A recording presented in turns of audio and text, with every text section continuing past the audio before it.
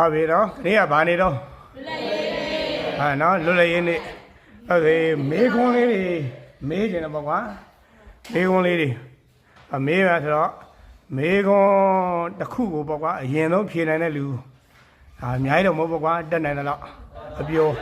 1000ရမယ်1000ဟာနော်ဒါလေးပေါ့နော်ဟာရှိရဲ့နော်ဟာနော်ဟုတ်ပြီအဲ့တော့နမေကြီးမေးခွန်းပါပဲလူတိုင်းတော်တော်များများတော့သိနိုင်တယ်ပေါ့ဟုတ်ပြီလို့ရတဲ့ရက်လက်ထောင်ပြောမယ်ဆိုလို့ရှိရင်အရင်ဆုံးလက်ထောင်လွတ်လည်ရတဲ့ခုနှစ်ရက်ပေါ့ဟုတ်ပြီပြောကြ1948ခုနှစ်ဇန်နဝါရီလ4ရက်နေ့ဟုတ်တယ်မှန်ပါမဟုတ်လားကဲလက်ကိုလေးဒီအားပြလိုက်ပါ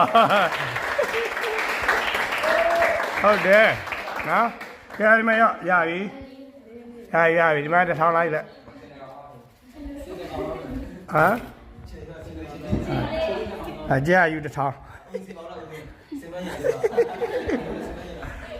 နော်